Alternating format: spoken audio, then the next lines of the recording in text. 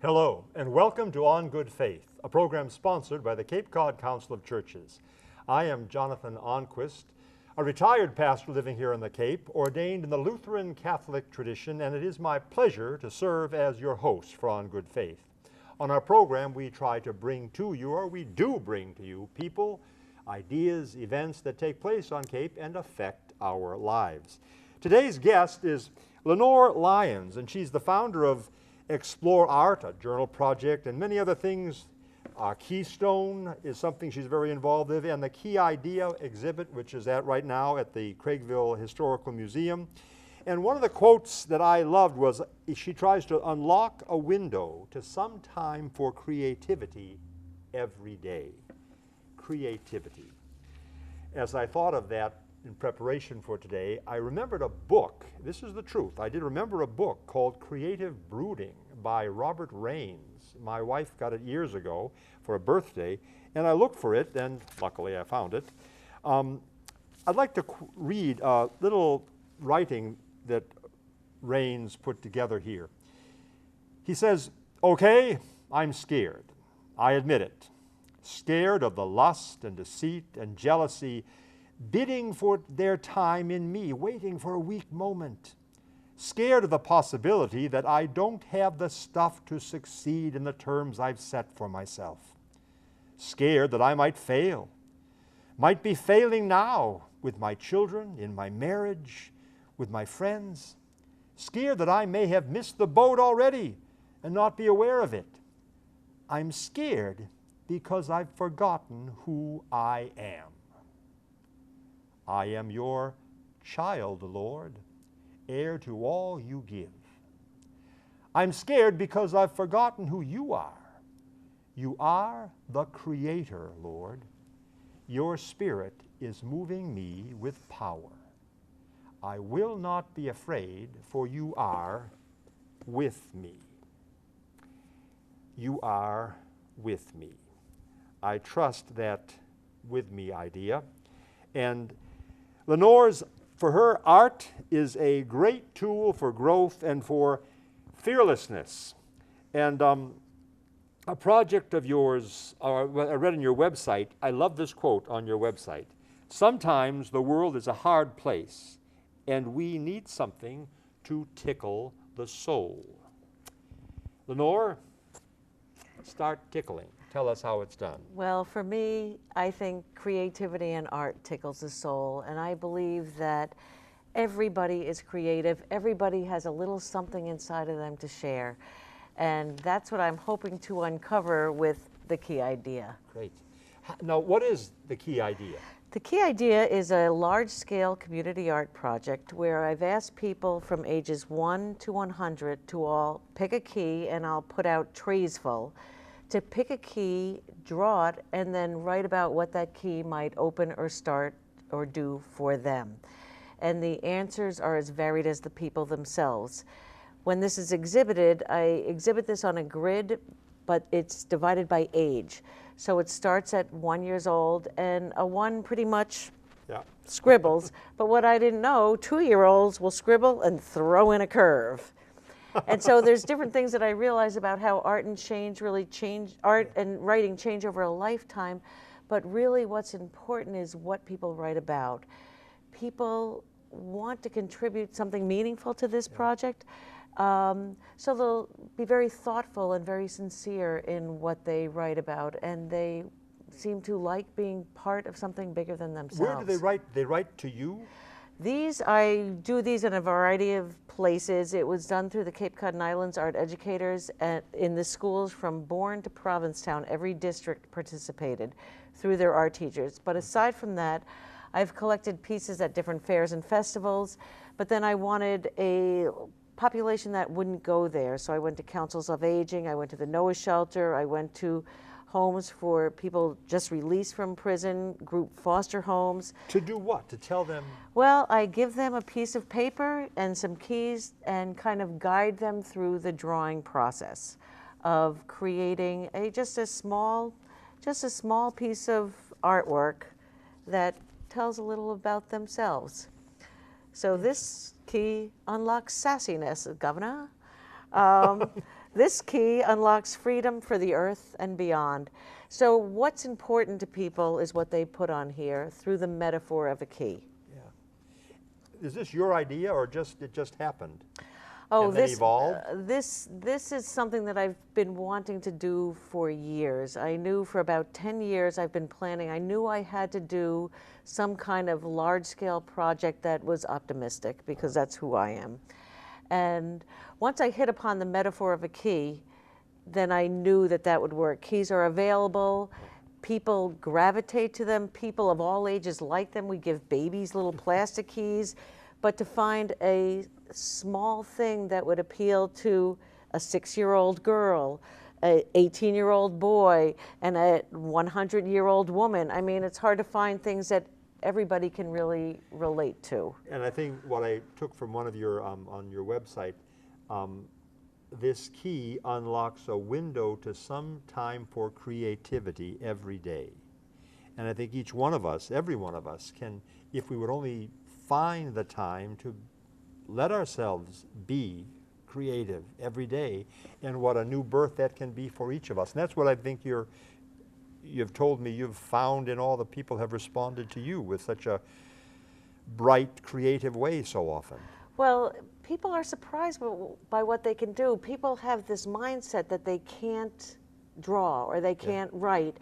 So I try to make it very comfortable for them. And you know, I'll often start with a line, but tell them don't make it straight. It doesn't have to be straight, because people get nervous about that. And the other thing I did, I don't know if you can tell on some of these, that people are afraid of white paper. And this gets back to your fear thing. They think, if I do something wrong, I'll mess it up. So I messed it up for them in advance. And so I would go out with paper that are sprayed with ink, and people would interact with that ink. Some of these are done in school, and they don't have the ink, but there's ink around it that people can respond to. And once it's not that stark whiteness, people are much more willing to participate or to try something. How do you see that affecting a person, not simply by the art that they can produce or by the art they can involve themselves with, but out in the world? How does that creative juice give them the juice for a life that can be full of vitality? How does it happen? Well, I believe that creativity is in us, and if you choose to do a little bit of something every day, you might express it in a variety of ways.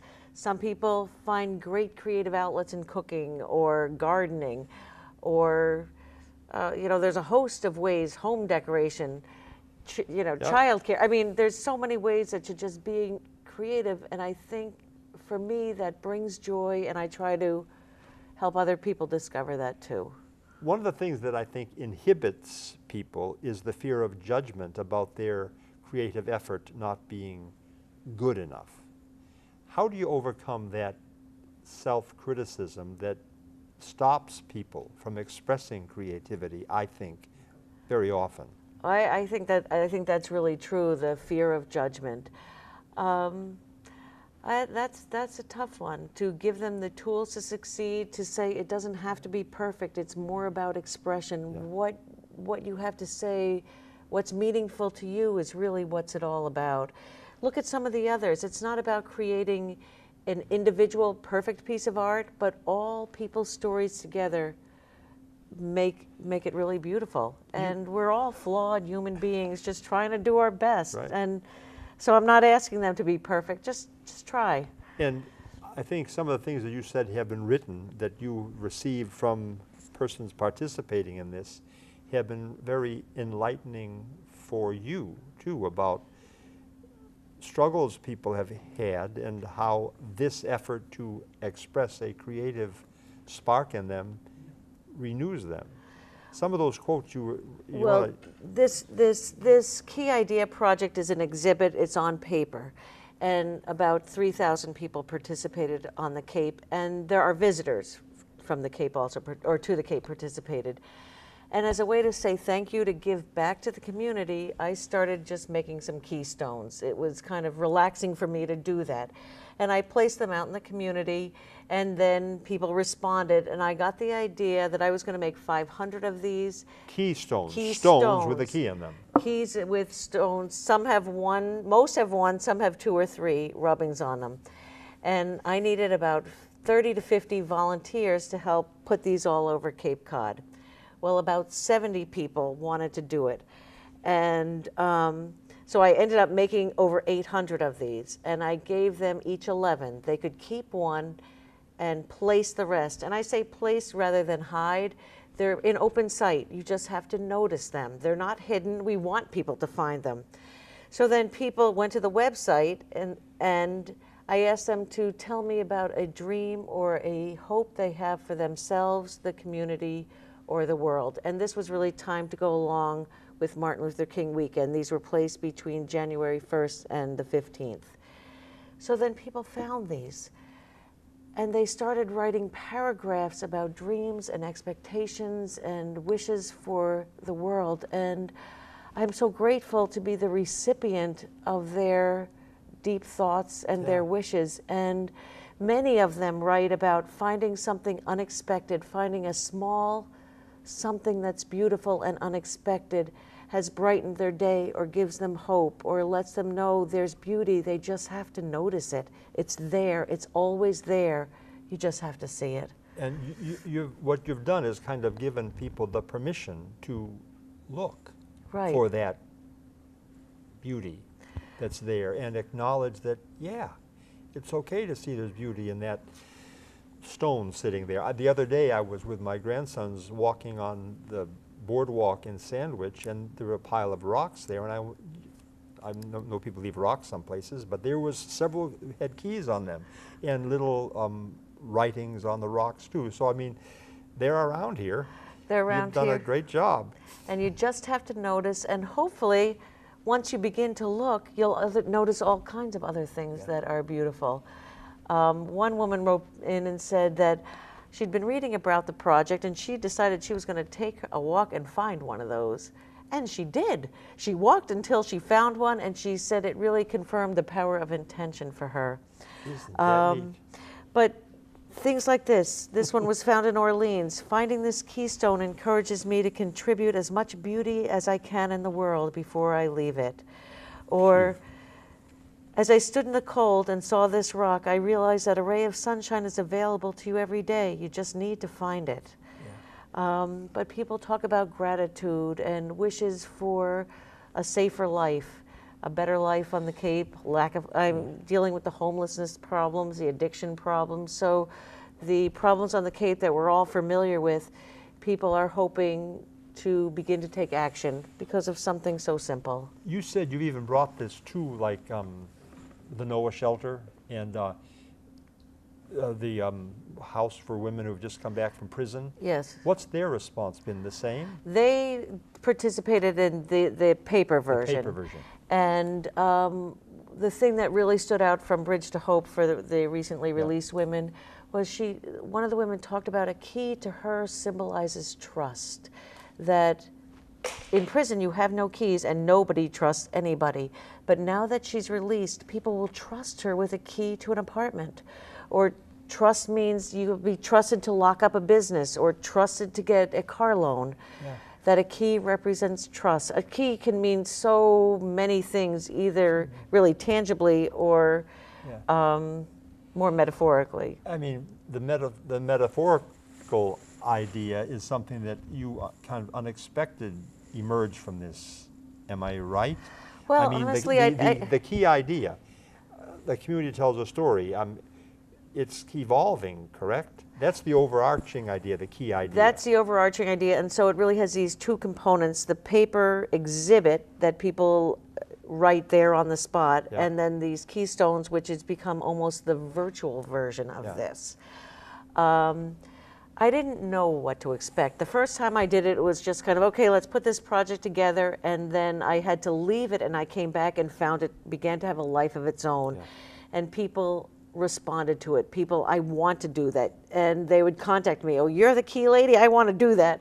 And it just began to grow, and I realized that people had a lot to say. And really, if there's one thing that is common to everyone, is sincerity. People wrote a sentence or two from their heart, and I think that's what makes it so beautiful. Somebody said this is like a great sociological study of what's important at the different ages, because it's always arranged by age.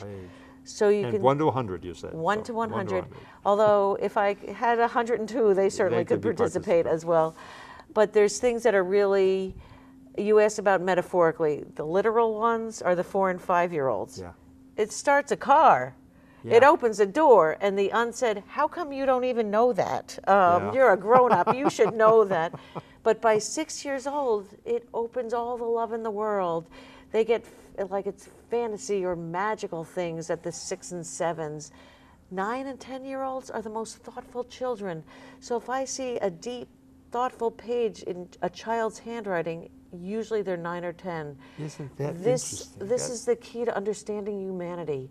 This is the key to forgiveness. We all make mistakes. Shouldn't we be forgiven? Or the key to solving the problem of world hunger. Teenagers think more about figuring out who they themselves are. People in their 20s talk about education and travel, adventure. A lot of people in their 30s write about family and home and children and making a good life for their children. You should put this all together in some kind of a publication, Oh, because that's quite a study of looking at ages and what you see in each of them through this. It's this fascinating. project. People in their 60s will write about doing now what I didn't do then. Yeah. I always wanted to take singing lessons. I always wanted to do this, and now they're doing it. One of my favorites was someone in her 70s. I'm going to buy myself a brand new red Corvette with this key for my 71st birthday. And I hope she did. I don't know. You read to me before we went on the air, you wrote about that veteran of The Gulf War the veteran. Gulf War veteran, and his quote I thought was quite dramatically telling. He had tried to take his life. Yeah, so when I get things like this, I have to write back right away, and I feel it's such an honor and a privilege to receive this. This was found in January. He wrote, he saw the key, I hope this finds me peace. I'm a global war on terrorism veteran and recently moved back to the Cape. I've struggled with depression for the last 10 years and not long ago put a gun to my head. I hope to find peace and purpose, meaning, and another sunrise. And hopefully, if just a little piece of rock can make people feel better, then I feel like I've contributed something to my community. And we on the Cape, we pick up rocks. It's part of what we do. We pick up rocks, we pick up shells. I think we're supposed it's the to, Cape culture. It's the We bring Cape them home. culture. It's what we do. It's an okay culture. It's great. It's an okay culture.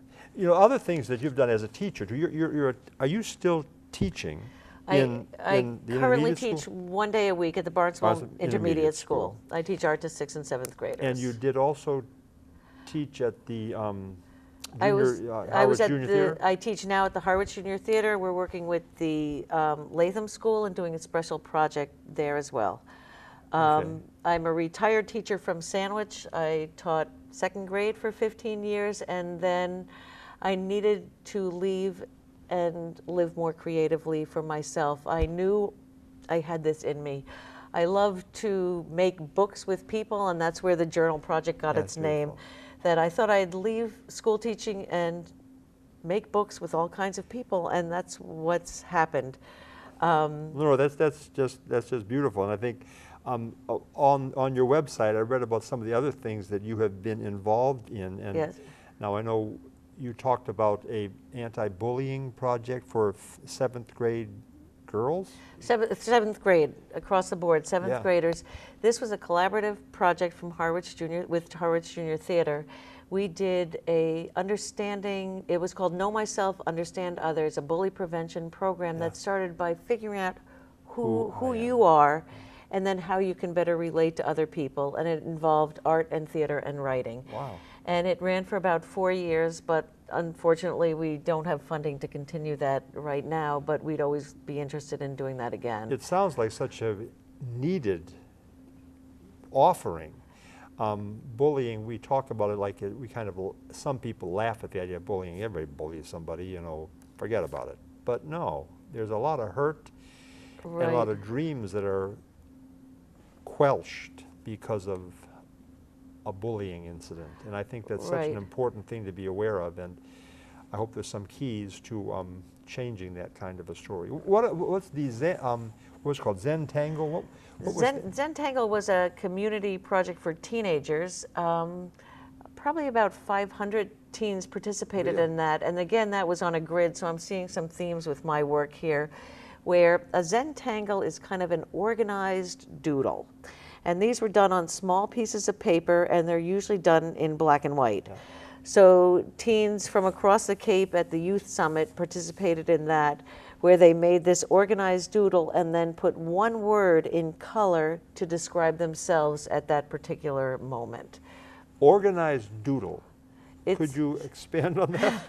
It's repeated patterning, but everybody doodles. It's just taking your doodle and putting it together really in a pattern, and then maybe expanding on it, coloring it in a little bit. So I noticed that adult coloring is now something that a lot of people are interested in. A Zentangle, the Zen is the calmness from drawing and writing and repeated patterning.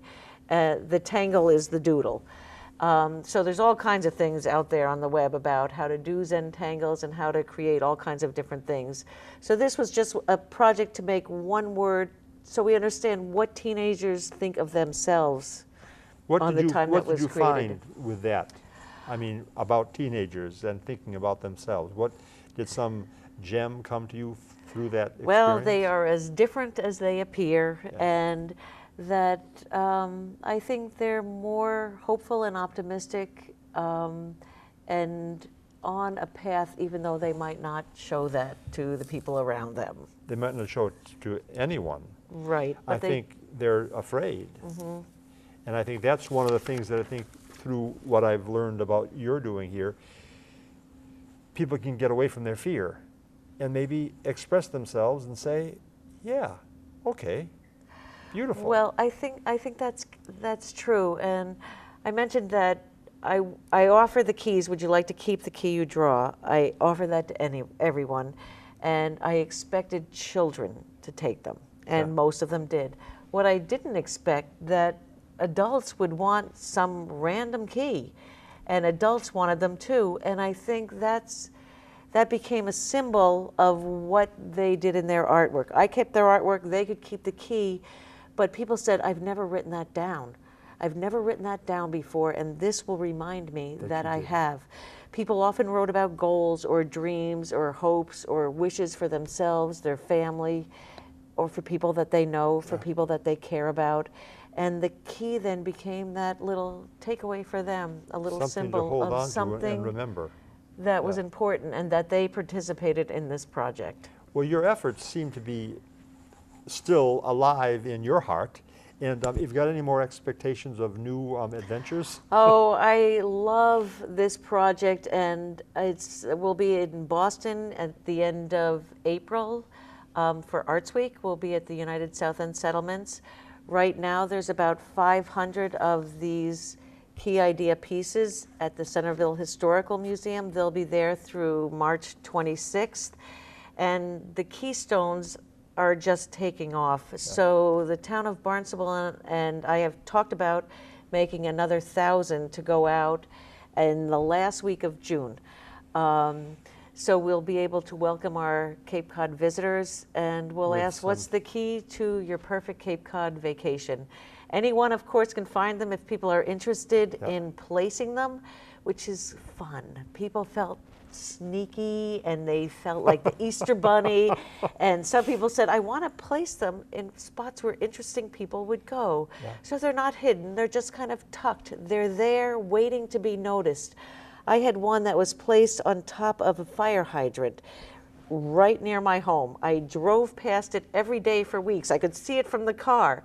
And it stayed on top of the fire hydrant for about 3 or 4 weeks before somebody found it and wrote in that they found it. But it's in a place where lots and lots of people walk.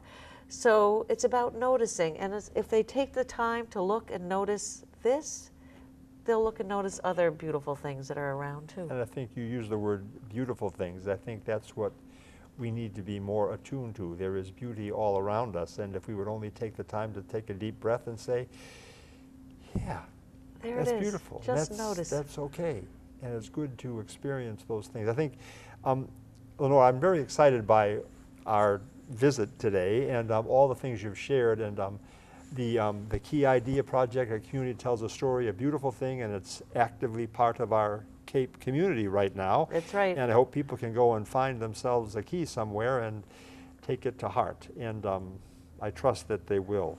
And I just wanted to conclude with a word from